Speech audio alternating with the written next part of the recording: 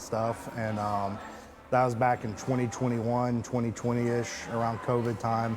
Okay. And then, I started showing up, bringing donuts to the meetings, kind of a thing. And then they asked, hey, you want to run for this county judge office? We don't have a candidate. We think you'd be a good fit. Awesome. So kind of thought about it, prayed about it a little bit, and was like, Democrat, Rockwall County, what's the point? Tough. Like, Yeah. it can't be to win if I do it, because I don't have the votes at all. But as I thought about it, was like, this could be a cool opportunity just to be a Democrat publicly in a conservative county and showcase what a real Texas Democrat can look like, and break away from some of the national narratives that divide us up so much. So, and I do want people to know, Councilwoman, Yes, you're a Republican. I am a Republican, a MAGA Republican. And how did you two guys meet? Because you endorsed her. Yes, ma'am. For her run for city council, which brought a lot of activity to your doorstep. well, to my Facebook doorstep, Yeah. which that's another problem for Democrats altogether. I think the way we first met was when I was in my campaign. She reached out to me in a neighborhood Facebook forum Okay. and said, hey, you Democrat, what say you about X, Y, and Z? And we kind of just had a public exchange in the comments where she would ask me some questions, I would answer back, and I thought it was a pretty good exchange. So what were some of the questions that you asked him? Just generalized questions. So backing up a little bit, me and my husband, before I ever ran, we ran an organization called Vote Rockwall, and essentially it started out as us just showing up to school board meetings and just locally being very active in Getting people engaged in voting. Exactly.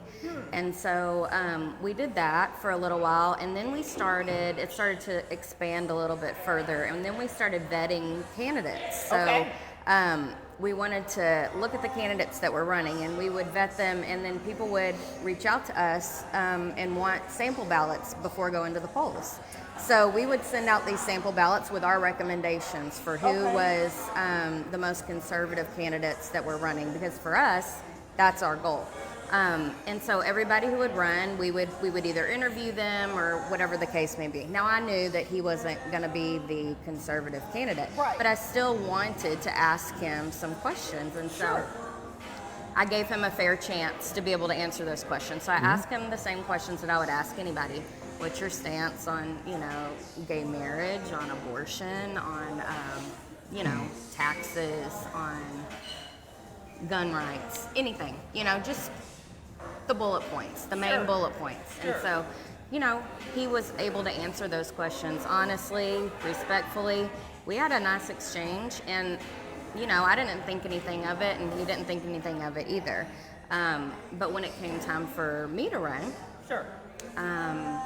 he came up with a question that, he can tell you. Well, yeah. So, when I ran for county judge, one of the issues that I saw was the most pressing or most popular thing to talk to voters about was slowing down or growing and developing the rest of the county in as a responsible way as possible. And the big disconnect that we have in the county now is developers are building out and our infrastructure at the public level is not supporting it. So everything, you're right, right. So always putting the cart before the horse. So then I saw Codi announce and another candidate announce for these city council races, which are nonpartisan. And they were taking these, these anti developer, or they were talking about regulating development in a way that I hadn't heard any other local candidate talk about. And so I said, this is really fascinating.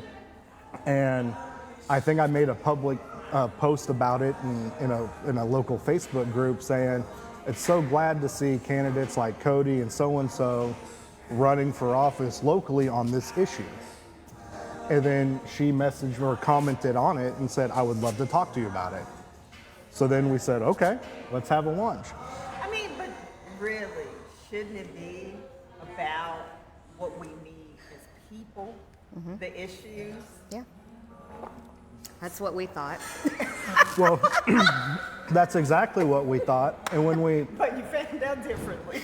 According to some, yes. Yeah. Yes. but yeah, and when we had our lunch together, it was honestly one of the best conversations I had about local politics Yes. and branching off into like more vague and broad, general like political talking points. Sure. And my side of the aisle, because of her conservative activism with Vote Rockwall in the county, Yes. had all painted her to me as this monster of a Wackadoodle. person. Yeah, like Yeah. Radical. yeah, like all the most terrible things you could say. And when I met with you, we just kind of vibed and connected right off the bat. And I said, "You're nothing like all Well, of I this can stuff." see that she's a fiery woman, Yeah. which Oh, for sure. I absolutely love. Stand on your principles, stand on business. Yeah. You know, and I think it's great that I wish more things were nonpartisan because it's just becoming this huge divide Yeah, with people. And the thing is that if you are running on a platform that speaks to me of, hey, we need to make sure that, yes, the county, the city is growing, but we need to make sure that the streets are safe. We need to make sure that traffic flows appropriately, because I'm assuming with Faith being, and I went to school in Kingsville, so small town, you know, not a huge amount of infrastructure, not a huge amount of traffic, but Right. then you have all of this development starting to happen. It will squeeze out everybody else who's been there for so long, and everyone who's moving in kind of has this entitlement attitude, like, you know, y'all are just here for me. And just to kind of go to, I'm gonna skip around here, No, it's okay. with the Lafayette Crossing development. So once again, if you're just tuning in here, I'm joined by former candidate for County Judge Brandon Vines and newly elected Councilwoman Codi Chinn on the show discussing Faith Texas, her platform for running for city council, and just kind of the issues that impact everyone in your area, regardless of party affiliation. Right. So the development, it was supposed to be part of, well, it's part of the Forward Faith Comprehension Plan. Yes. So being newly elected, I'm sure you probably dove into it beforehand. So kind of talk about what that plan means for Faith Texas, and this is just one phase, so it's multi-phase. As we know, a lot of city developments happen in that capacity. But what was eye-opening for you with that comprehensive plan? So, going over the comprehensive plan, I think that the biggest shock to me Yes. was that they planned this comprehensive plan in the middle of COVID. And Oh, wow, and- really? Yes. So kind of like under the cover behind everybody's back. Well, and if you were to ask them, the council members and the quote unquote citizen board at the time, they didn't have enough, participation from the public. Of course. Well, I wonder why that was. Really? Yes. So, you gotta laugh to keep from crying, you know? it's just it's shocking that there weren't that many people that could show up to these meetings Right. to participate in the middle of 2020. Right. So we had this comprehensive plan with very little citizen feedback, Input. and essentially they got to do whatever they wanted. And so now we have a comprehensive plan that by 2048, I believe they are predicting somewhere in the neighborhood of 56,000 people in Fate. Wow. And I So double the believe population. I believe Fate is it 12 square miles? Yeah, it's not that big. It's not a lot. It's like that big. Right. It's not. Yeah. And we're already, like our roads are already exploding. I mean, you're waiting right now because the guys are with the signs like slow on one side and stop on the other. I mean, and this is just lots of construction happening. Oh yeah. Oh yeah, and this is not even because of the Lafayette crossing. So this is just what was already in plans from TxDOT. Okay. Once they put in the Lafayette crossing stuff, they're going to be expanding even more. Our police department, they don't have a building right now. We have a DPS office that's like being shared with fire and police. So y'all really do not have the infrastructure. We don't have Nothing. any business at all having Trying to grow. this many people in our city right now. So with the Lafayette crossing, Yes. I do want to point out plan for 120 bed hotel, hospital where you need services Sure. like that, grocery store, always need that. Sure. Food deserts are a disaster. Light manufacturing jobs, cafe, and on top of then the housing that's going to be built Sure. in. So median income, what does that look like in Rockwall and in Fate? So in Fate, I want to say that the last numbers that I saw, the household median income was $120,000 a Okay. year. But I don't know what the prediction is for the Lafayette crossing. Okay. I don't, Yeah. but I would say we've heard two different stories. Okay, so Okay. you have this plan for the multi-family developments, right? So they're planning. There's a cap for 1,100 apartments, Okay. but they're also going to have townhomes, condos, Yes. bungalows, Yes. and single-family homes. I don't know what a bungalow is, so I don't know how. It's in the plan, but I Right. don't know what a bungalow is. So I don't know if that means. I think it's just a style of house. Is it a house? It's a style of house because there are some scattered in I Dallas. had never heard of such a thing. Yeah, well, in a town less than 30,000 people, I wouldn't imagine that would be the architecture there. No, ma'am. So, okay, Well, and I think the intuitive feeling that most residents of Fate or voters have that are paying attention is that this is going to be a situation where you have retail underneath residential, Yes. and the employment Density. opportunity is the retail side. And I think the intuitive feeling is that retail in that level doesn't employ at a wage that can support a lifestyle in the level above it. or exactly, Right. and that is one thing that has always been brought up in Dallas. Because we talk about affordable housing so much in Dallas, and when apartments are being built, they always have a set aside for workforce management. Regular folks, common folks with, maybe earning a livable wage. And it's kind of like, so what do you have to set that aside? So I'm assuming that's going to be the same situation because retail jobs do not support you being able to afford $1,200, and that's cheap now. Right. So we're looking There's at no such thing as a $1,200 apartment in Rockwall County. Oh, it's not even close. It's not even close to that. We're talking about probably closer to $2,000 a month for an apartment. Oh, easily.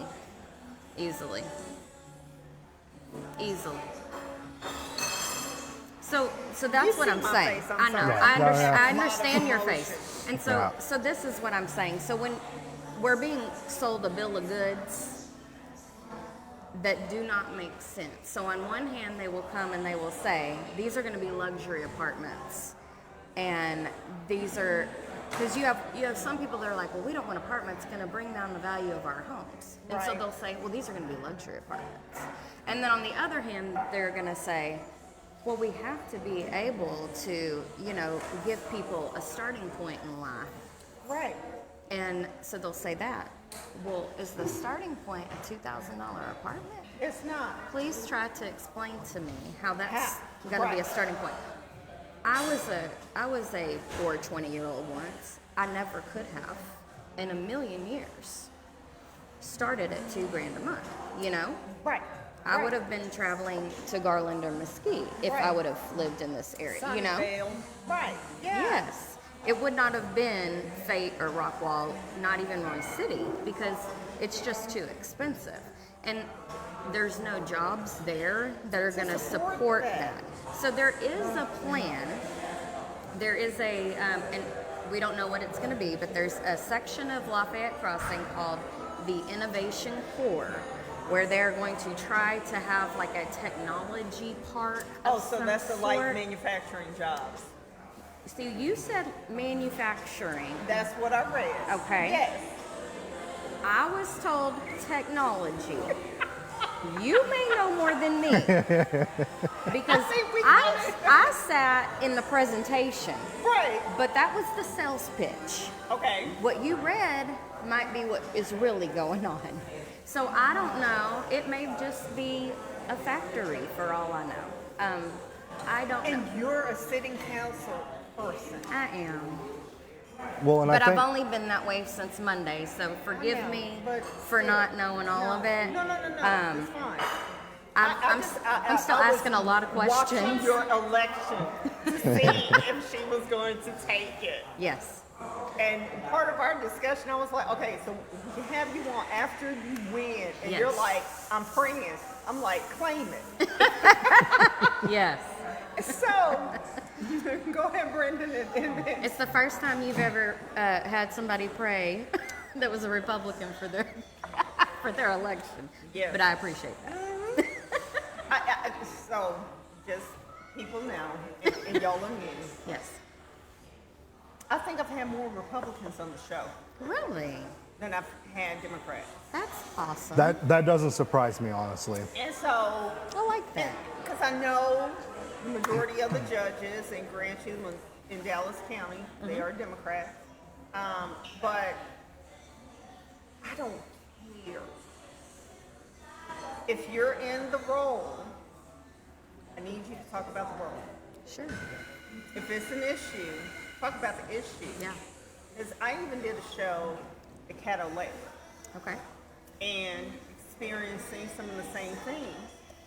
And the gentleman that I had on, he was like, you get it. And I said, it's called gentrification.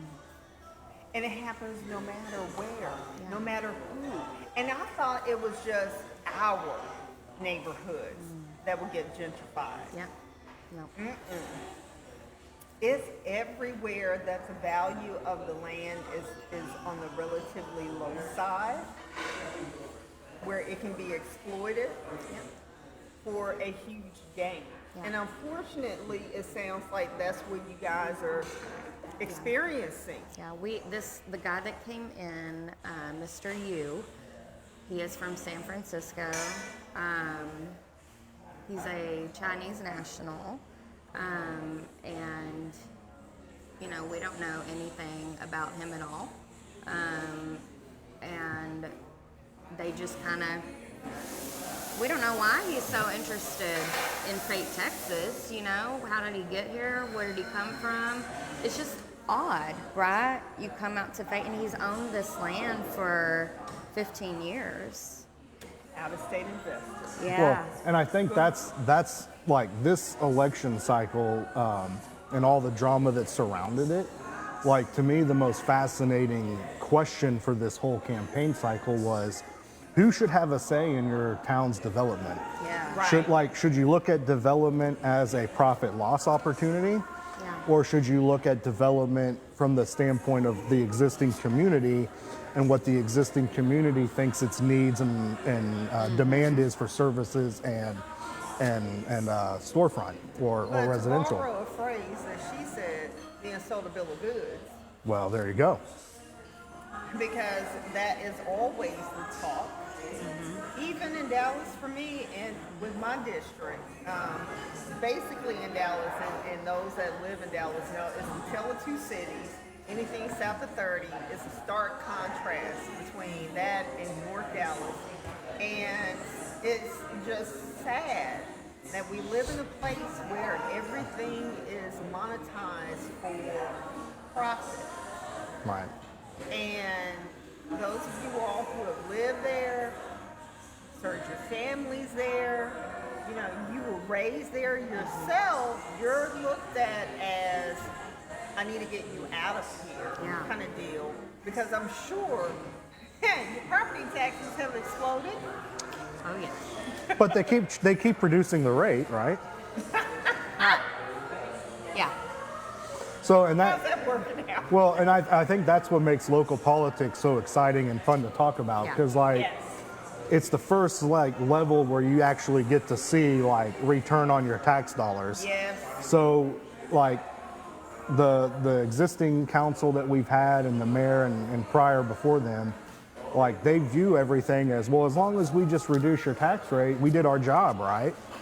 And I think what's so exciting about where we are at Fate at the moment is candidates like Cody have come in and built real coalitions of voters that are saying, hold on, Right. let's start seeing what our tax dollars are really doing and what can we do with it beyond just cutting it and bending over to the developers. So, or bond election after bond election after bond election. Right. Yeah.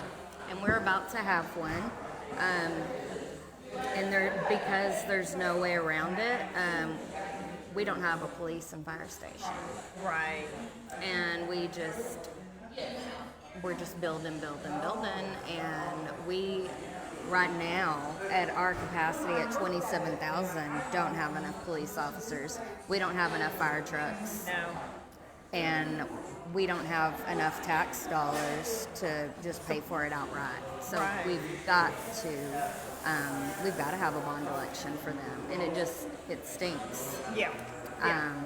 But to support your growth definitely is needed, and I'm not saying that all bond elections are bad. Oh no, I get it. But be mindful of your government asking you continuously for A bond money. equals tax. Right. It's money.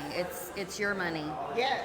My favorite is when they say, "Oh, it's not going to raise your taxes." Right. They said that with the Rockwall ISD school taxes. Oh, this bond isn't going to raise your taxes, and then on the actual ballot it says, "This is a tax." Well, yes. Well, and then the way it works in Rockwall County traditionally is these bond packages are pieces where we're in agreements with TxDOT. Right. So TxDOT will say, hey, if you can get this much to the table, we'll come in with this much to match, or we'll give you 3-to-1 on it. And then what we now have in the county is any road that's a problem that you need to fix, you ask the city says, well, that's a county thing or a TxDOT thing. You ask the county says, well, that's kind of a city thing or a TxDOT thing, and then everything ends up being a TxDOT thing, and then they ain't gonna get to it for who knows when. Yes. So, these bond things I'm excited you brought it up, because there are the real issues that matter in Fate at the moment. And there's all kinds of unintended consequences that come as a result. Well, let's talk about those unintended consequences, because that is the foundation of this show, civic education. Yeah. So I want viewers, I want your residents and your voters to understand, why paying attention is so important. And I'm glad, it's a presidential election year. Everyone turns out to vote. We have the highest turnout during presidential election times. And you know from experience how low city, municipal races people turn out to vote. We have the highest number of people not showing up at a most critical time because you're closest to their door. Yeah. And that's sad. So let's unintended consequences. Well, so right now, I think from my perspective, where I live in my neighborhood, we got a new middle school that's right across the street from our city hall. That street is a county road, right, 66. And we have kids in the neighborhood across the street crossing the most busy county road to get to their middle school, and everybody can see that it's not safe. It's very dangerous. We had a teacher at a local elementary school get killed. Oh my God. It was a freak accident, but it just highlights like there's real danger at these crosswalks. Wow. And the city council that has been here has done nothing.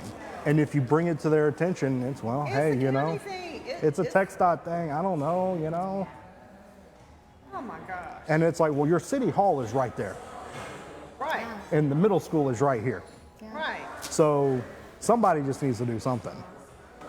What troublemaker? Yeah. You're gonna start ruffling feathers down there. That's already been happening.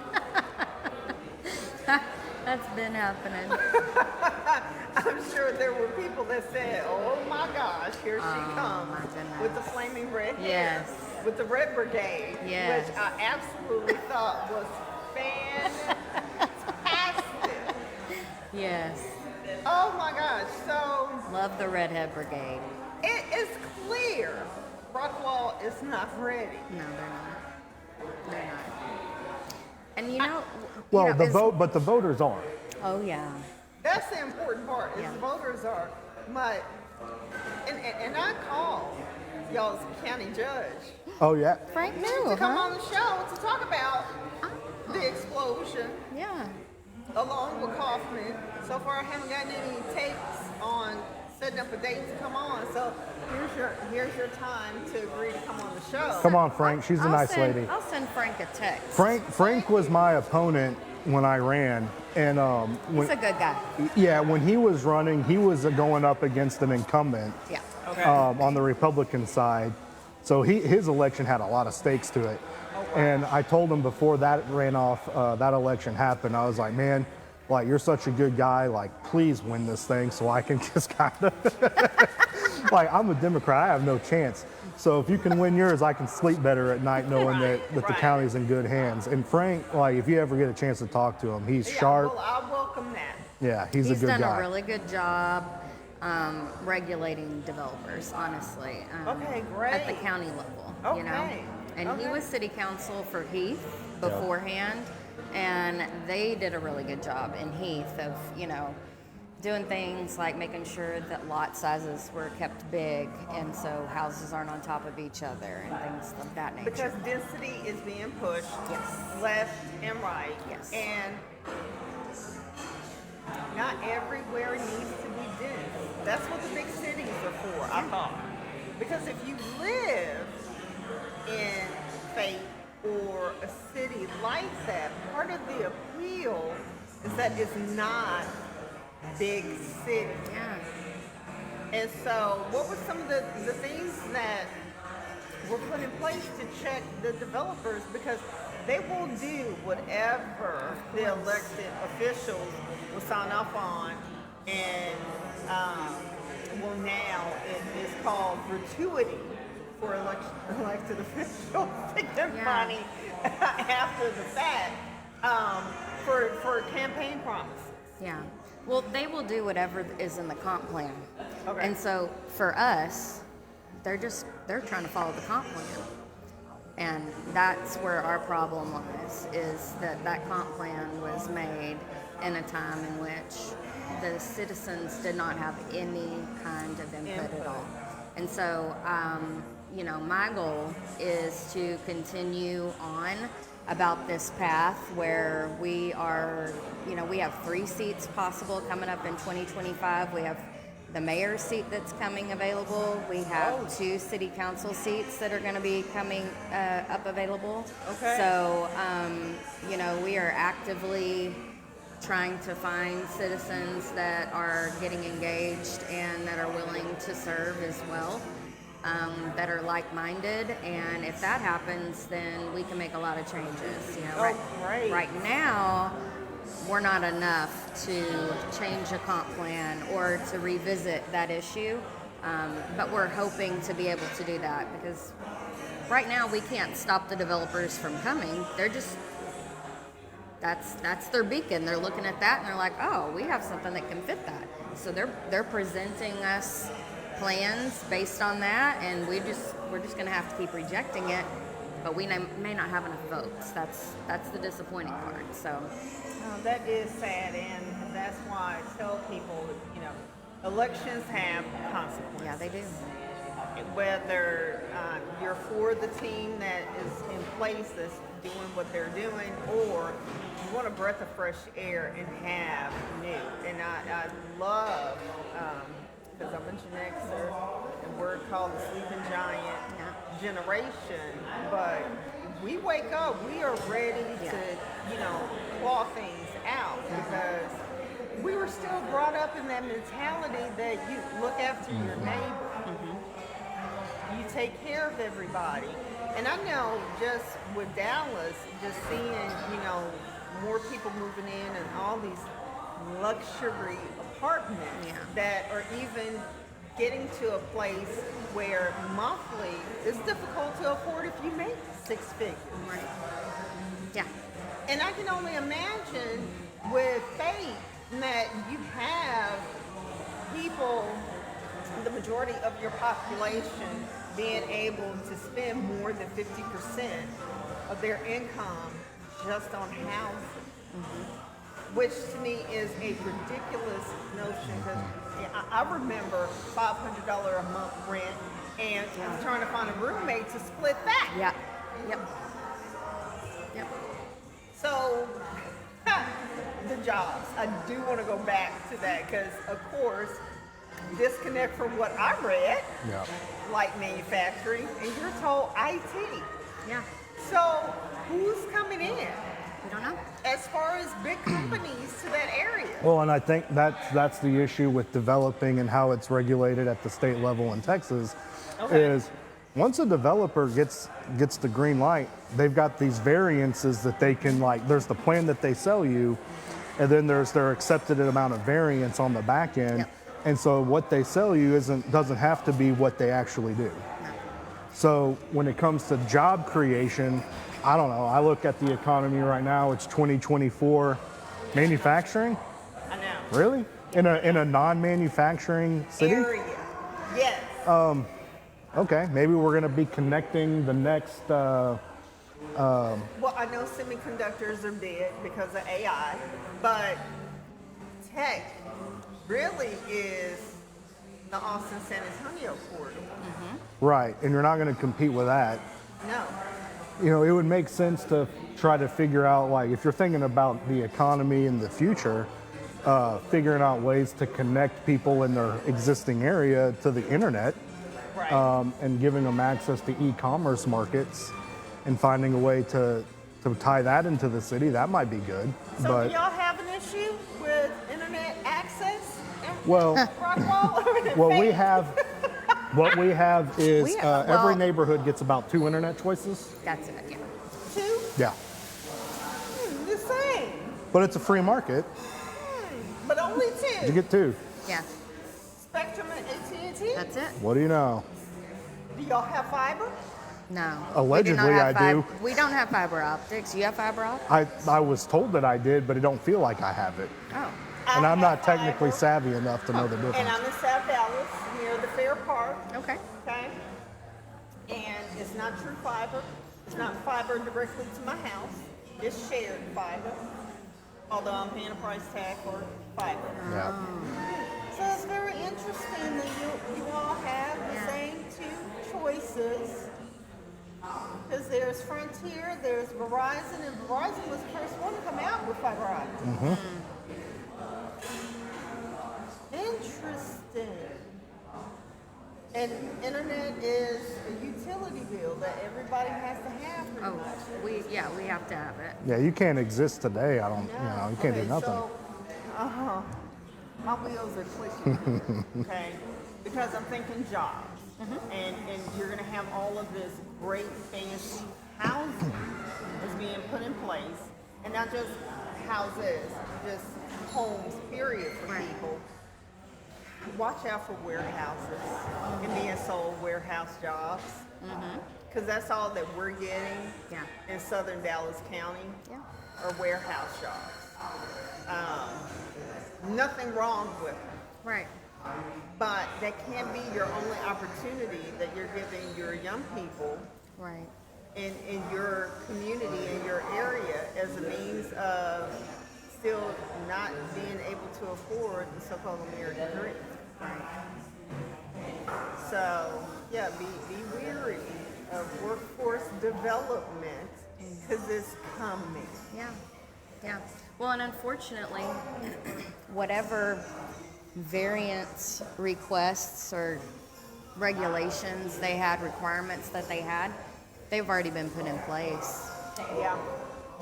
And I wasn't part of any of that. Well, it sounds like none of y'all were. It was a done deal. No, and that I think you should visit like what happened in that city council Sure. meeting. I'm almost positive that most of that has already been negotiated, I would say so, yes. sadly. And, you know, from what I have learned, that if it's not done at the very beginning, It's really hard to get. you can't do anything afterwards. So there's an apartment complex right now. It's called the Pros Apartments, and it's Okay. on the south side of 30. And it backs up to this street called Pleasant Hill Lane. Okay. And those people, they live within 3 feet, like 3 feet of a property line for these Pros Apartments. So their fence backs up to this other fence for these apartments. Okay. And their house, when they built their house, those apartments weren't there. Right. And they didn't know so those now they're gonna apartments have were ever there. people being able to view into their backyard. Yes. I mean, it is literally here's your fence, 3 feet on the There's the other side, apartments. boom, They apartment. knew nothing about it. So all these people, they can't sell their house. No one wants the house. Their property value's tanked. When I've asked the people on the council about it, you know, I don't live on that street, but somebody does. Yes. My constituents Yes. do, and they're mad, so I'm mad. And I asked, what can we do? You know, I get it. It's not your problem. It's not a city problem, but you can It's a see why human they're problem. upset. Right. Right? Because your home is your largest investment. Exactly. And who wants to commit to, you know, I don't- 20-year, 30-year mortgage? I don't need it to be a city problem in order to care about it. Okay. Right. Okay. So I'm asking because I need it to be fixed. Well, when I talk to them about it, they're like, well, there's not even enough room in that easement to plant a tree so that we can provide them with some privacy. There's not even enough room. So whatever council member, whatever mayor signed off on that development, they didn't even make sure that there was a buffer zone there so that they could plant a tree in between the fence line and the Pros Apartments to provide any kind of privacy. And they didn't ensure that the landscape deal that they signed to begin with required the Pros Apartments to plant any kind of landscape on their side either.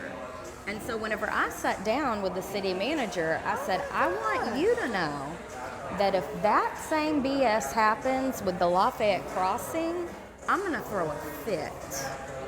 So whatever little landscaping agreement you need to put in place, you better triple check, because I'm gonna throw an absolute fit if that happens to the residents while I'm here. That better not happen. Right. And rally the troops if they try to. Yes, because that is ridiculous. And that is the thing, as you said, you know, the comprehensive plan was put in place during a time where we were, you know, This is the last sheltering thing in on our place, mind.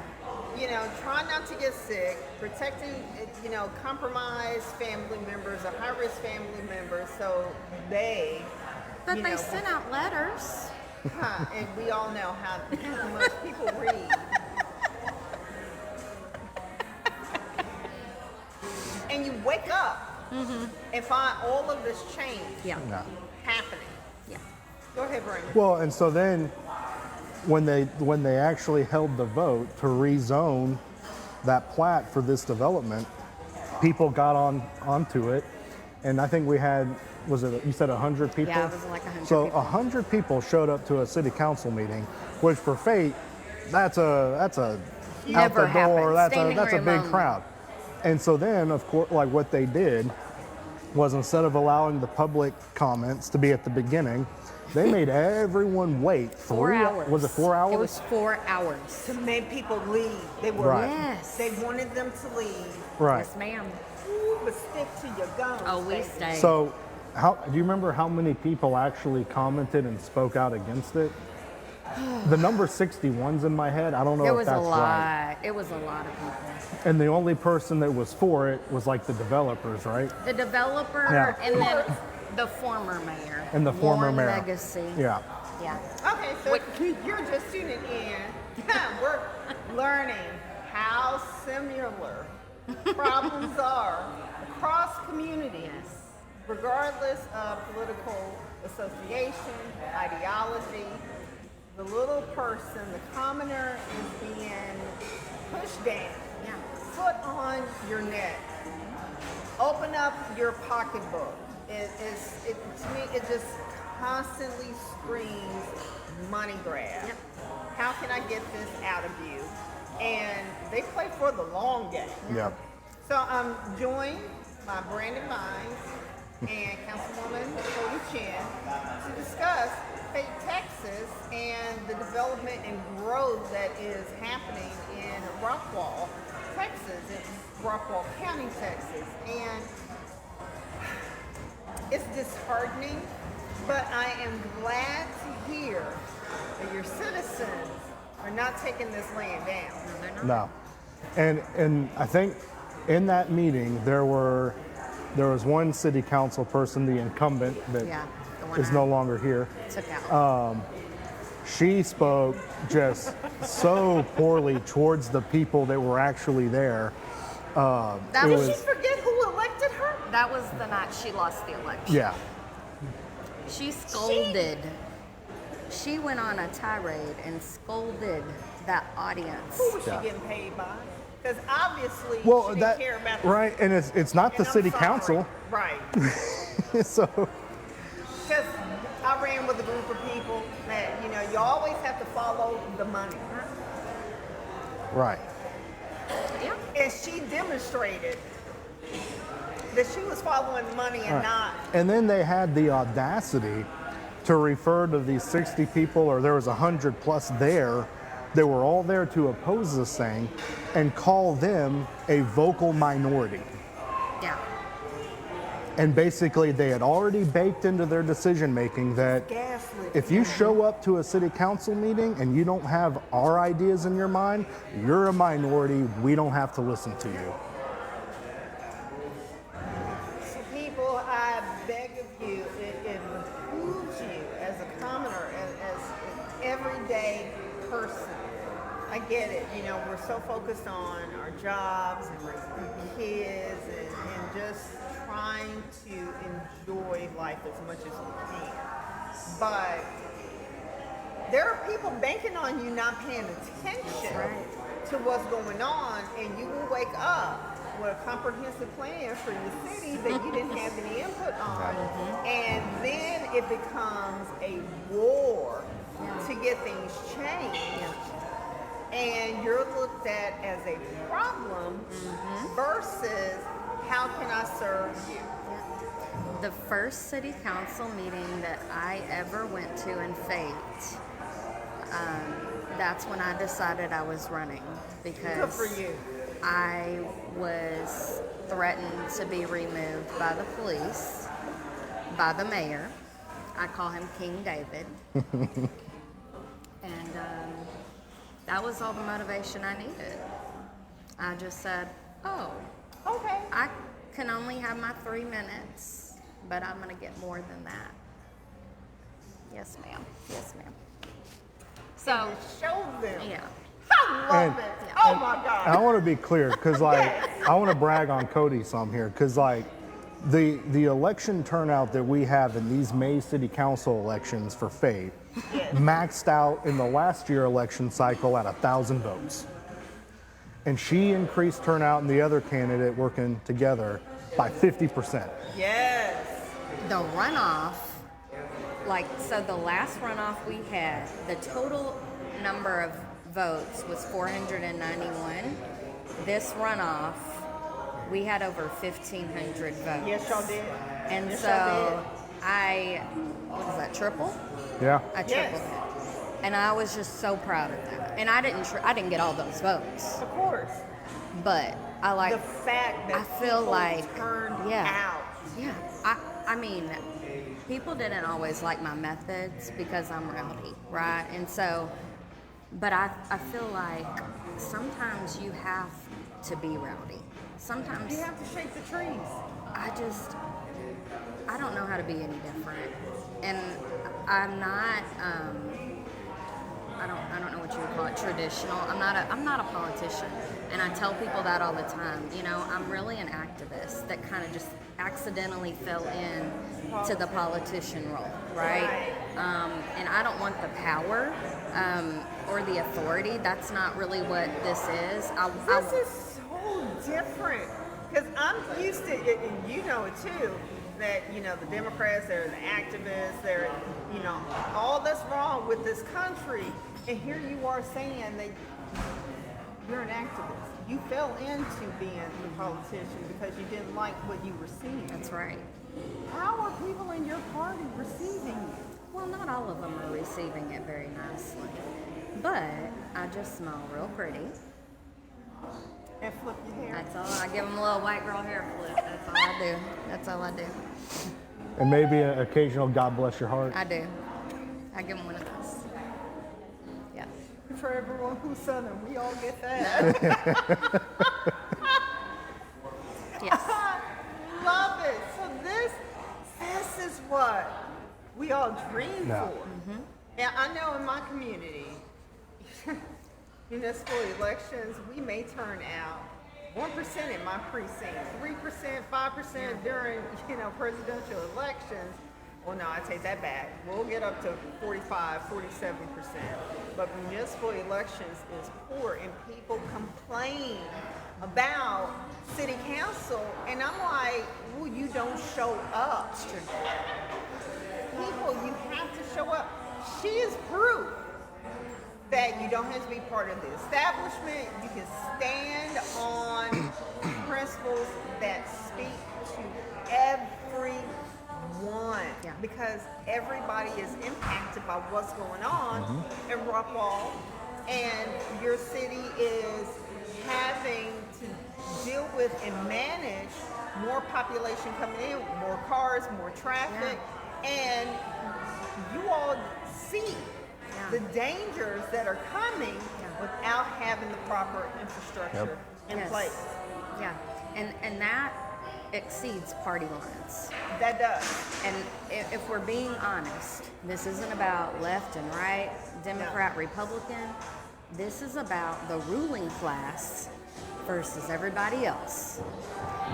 And I got tired of caring about whether or not whoever was ruling over me was a Republican or a Democrat. I got tired of being told I needed to shut up at a city council meeting and my voice not mattering just because what? Just because you're sitting at a podium and I'm not? You just want me to pay DCAT Exactly. when my statement comes, or the tax assessor when it comes, and just, don't go and protest your taxes. No. Just, be a good little citizen. Yeah. And just empty out your pockets. Exactly. Yeah. Don't question your authority. Just do what you're told.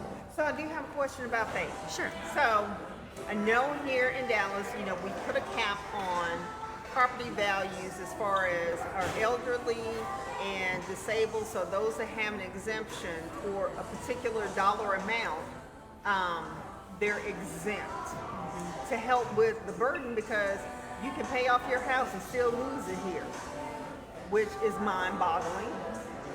That happened to my father last year. Oh, I'm so sorry to hear that. She did. So are there measures being put in place? Because I know, I'm going to say the quiet part out loud, there are people that are thirsty for those properties. and they want to use the tax system to squeeze people out. Right. So I don't want to misspeak because I don't know near enough Okay. to say 100% certain. Okay. But there was a 65 and up petition that was signed by residents. And the guy that just got elected with me, his name is Mark Hatley, him and his wife organized this petition, took it before city council to try to get the 65 and up exemption placed on the ballot. And the city council did some bait and switch mess. Vote yes is no and vote no is yes. They never put it on the ballot. They went ahead and voted that night to do something else, and it screwed them. Okay, now that's a situation where I see why Austin is being big government. And I don't like big government. I know. I don't either. Because But you see what happens here. Because they were vindictive. They didn't think that these two people could rally that many signatures. They should be welcoming it. You would think, but that's not the attitude of the elites, of the ruling class. They don't like it when you tell them, oh, you're not going to be able to get that many signatures. These two elderly people, by themselves, got over 700 signatures. They sat out, and they did it in like 30 days time. They sat out at different community centers within Fayette and just posted on Nextdoor and Facebook, and people were coming out and signing the petitions. And then they submitted it and got it all done. And I think the city council just couldn't believe that they did it. And instead of getting them what they deserved, they cheated them. They cheated them. And so that guy just got elected along with me. So it's me and him on there now. Come on, elections have consequences. Yes. They So have so consequences. we are a direct result of what happens when you don't listen to your constituents, when you don't listen to your people, when you try to have them removed from a city council meeting because they're speaking up about a sex offender, because that's why I was up there. I was talking about a sex offender who moved here from California, who was in my neighborhood, and I was angry about that. Mayor tried to have me sit down and shut up, didn't want to. Then he did that to the guy that got the petition signed, him and his wife. Tried to get him shut down. Now look at him. He's up for re-election next year, and I guarantee you he won't win. Come on, Faith. Yep. You all are embodying. Yep. This is Flipping democracy. the table. Yeah. Y'all made me want to move. Hey, and that when I met with Cody that first time when we had our lunch, and I had all the local Democrat Party noise in my peripheral. Right.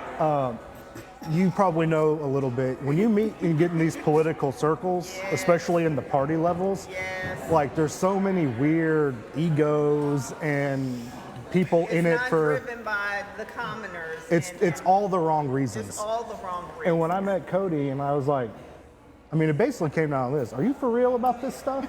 Right.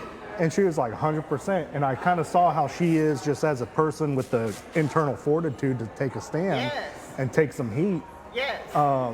Is like, I can support you on that.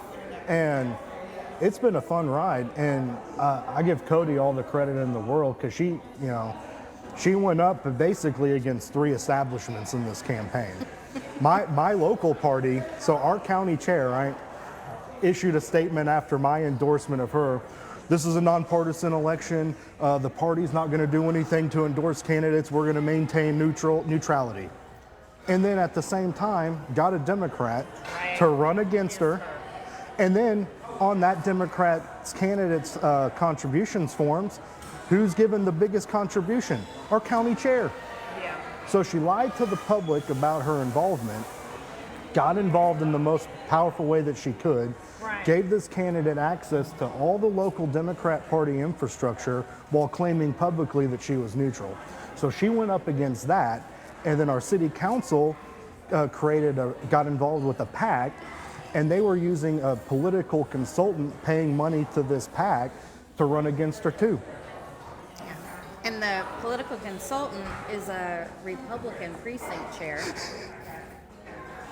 And the Rockwall County GOP refused to endorse the very conservative me, but was helping out the I will say incumbent. this. Looking at you, nobody would ever know. I know. I don't Looking look like at you, we would think you were the I know. conservative one. I look bread and butter Republican. I know. I even got a red shirt today. Yes, Yeah. fiery spirit, ready to call people out. Yeah, they don't like that in the Republican Party. And you know, and the funny thing, because I know there's been so much division after Obama was in office. And I said, this is the time that the GOP screwed the pooch, because we could have had another black president, and black America would have gotten behind him. A physician, articulate, but he opened his mouth and we were like, oh no, baby. Like all the elders would have been like, no, you need to go sit down. Not sit down, sit down somewhere. Because we were just like, wait, where did all of that intelligence go, dude? Like, seriously. And more people that I talk to, because I talk to everyone. And I was at a polling place during the primary and met some conservatives that were helping out Alan West. And we got to talking about things, and they were like, oh, well, you know, you're helping a Democrat. No, I'm helping a candidate who deserves to be a justice because she is baboon. We're going to follow the rules. We're not going to play these games. I don't care what party she's with. She's like me. But these are the rules. Let's not try to bend with the wind with them when it suits us. That sort of thing. And so when I was talking to them, I was like, so we were talking about the book ban. And I brought up 9/11, and I said that was the door that got kicked open to invade our privacy. I said, and that was y'all's president. That's right. And one of the ladies, she said, and he was a bad man. And I said, when are we, everybody, as you say, we're not part of the elite. And it definitely is used to divide us, so we don't see the broomstick that's being put up our behinds. Yeah. Come on, people. I think, one of the main draws for me for President Trump, if I can go there, Sure. is that although he is rich, he has always been someone that the political class has hated. When in 2016, I was not excited to vote for Donald Trump. I was a Rand Paul fan. I am a liberty-minded conservative, more so than a establishment, obviously. So when Trump was in there, I was like, oh my gosh, he's just a little much for me. But, I was not a fan of Hillary's. And so I held my nose and hoped it wasn't going to burn when I pee. And I voted for Donald. And I was so pleasantly surprised by him because he was very much anti-war, and I appreciated that about him. And he was very much hated by the establishment Republican, and I appreciated that. So I was hopeful he would go in and just blow up the party. Just the Republican Party of the Bushes. the Mitt Romney, the John McCain, that aspect of it, I didn't like that. And I know a lot of Democrats now, they like that. You know, the proper Republican. They like that Republican. Yes. 'Cause the ones like me, no, I like the new party. You know, I like the classless Republican. And you know, And I will say, I did call Trump the Suge Knight of president. Yeah. That's pretty awesome, actually. Yeah. I tuned in for his press conferences Oh my gosh. every time because I was like, what is he going to do next? The only reason I had a Twitter, ma'am, I was up at 4 a.m. just awaiting. What is he gonna do? Because you know, he got up every morning. He is on the toilet, and he was just like His on there. tweets woke me, not my alarm, Yes. because my phone was buzzing. Yes. Oh, I enjoyed me a Trump tweet. Oh, I did. Guilty. The way he would just mic drop and just walk I know. out. That press conference where they were still, Mr. President, he just looked at me and just kept going. He makes me happy. I can't help it. I do. I mean, he just makes me happy. And I get it. He is an acquired taste. So am I. I can appreciate it. I can appreciate it. Yes, and I will say this presidency has been very lackluster with the excitement, and I get it. He's not good for the ratings. No. And my big challenge with, I would say, presidents of our time, war criminals. Yes. I want 35 to 55 running for office. I want new blood in Congress. Well, you hear those congressional hearings like a couple years back where they have Mark Zuckerberg on, and it's clear that nobody in these committees understands how the internet works. Like, that's a problem. Right. They don't even know what an algorithm is. No. Right. Yes. SEO. What is that? I'm sorry. Help me. Search engine optimization. Yes. Yes. You know, and there are times that I'm having my children explain stuff to me, so I know I'm getting up there. Yeah. But, you know, it's like the guards don't want to change, and they end up, you know, letting this be their identity.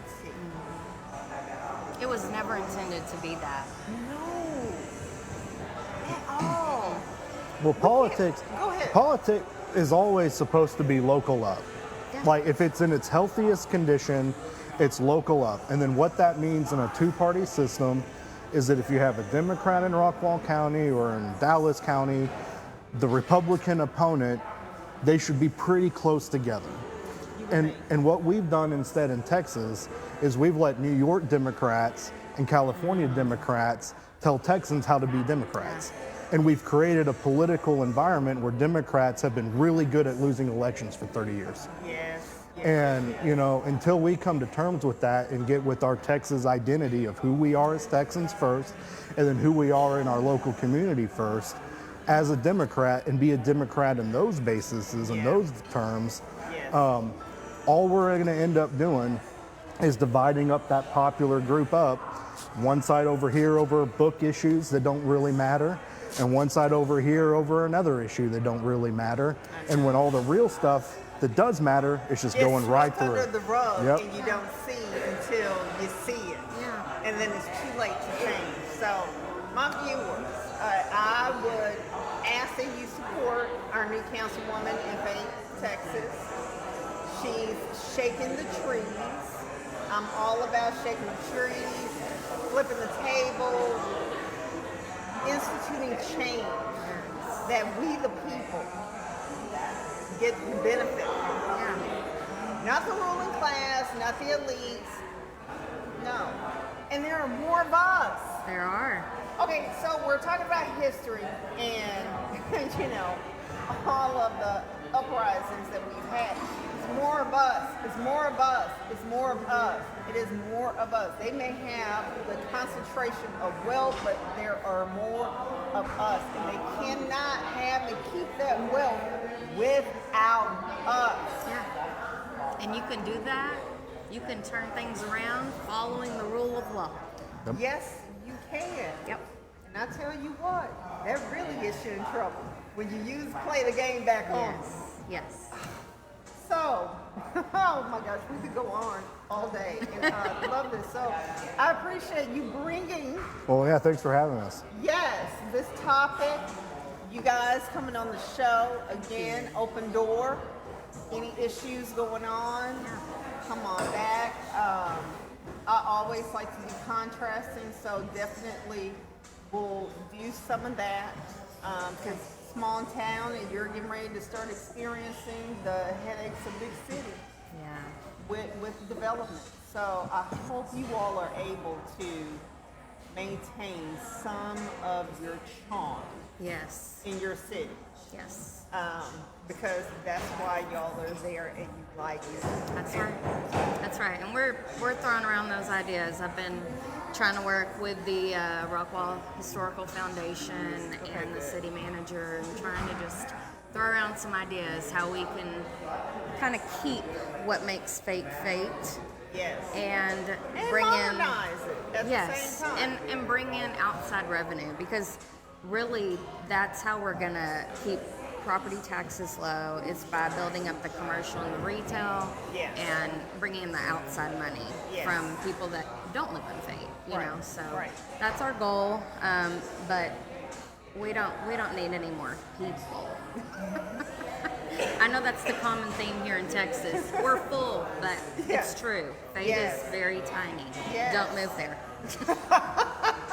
Brandon, any words in closing? I think, like, what I just close on is this, like, there really is more that brings us all together There is. than divides us. And, you know, I know we got a presidential election coming up, and then I'm assuming there are a lot of Democrats that watch this platform I have a lot of Republicans. and a lot of Republicans. Well, then here's what I would say. As a Democrat, I'll speak to my Democrats. Sure. Just reject the fear narratives. Because, like, if we believe all the fear narratives about Trump and his voters and all that, then you're basically saying that you're going to have to hate or be afraid of 70% of your neighbors. And if you get off the internet and you start meeting with your neighbors, you're going to find that you have way more in common with one another and there's way less to be fearful of. So, you know, these election cycles, they build up all that anxiety. Just, you know, maybe go outside, eat Get a some fresh watermelon, air. Yeah. you know. Shake somebody's hand. All right, say hello. Have coffee. Yes, because we're here every Saturday at Kingsman Coffee, broadcasting coffee and politics online. Perfect example of sharing a cup and having that political discussion to find out how much we are alike. Absolutely. Commoners, I need y'all to step up and do a better job. We are responsible, and the only way we're going to do it is if we show up. So, next Saturday, no show in observance for the July 4th holiday. So, spend time with people that matter most to you, but also get out there, meet others, because you may find someone new in your circle that you can care about, and y'all can support each other and support the community. So until next time, have a great holiday, and we'll see you next month. Deuces. All right.